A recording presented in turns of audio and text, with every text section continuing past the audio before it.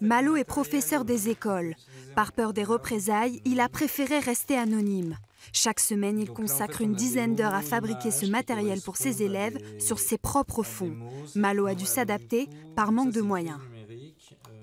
Mon budget, moi, annuel pour ma classe cette année, il est d'un peu plus de 300 € pour acheter des cahiers, des stylos, des feutres Velleda, des ardoises, des règles. Ce n'est pas suffisant.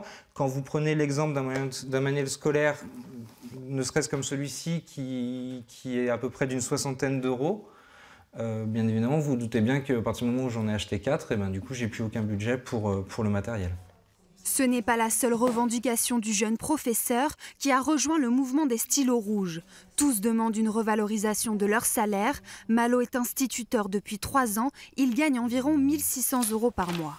Le temps de préparation qui a été évalué d'un professeur est de 43 heures par semaine et pas uniquement des 24 heures de présence en classe. On souhaite effectivement que toutes ces heures qui sont entre guillemets silencieuses et qui effectivement ne sont pas forcément visibles au sein du grand public en fait soient vraiment mis sur le devant de la scène.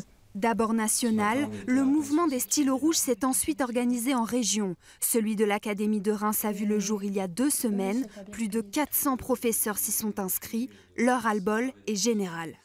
C'est de la colère, c'est de la déception aussi, beaucoup pour moi, mais d'après tous les témoignages, c'est beaucoup de colère.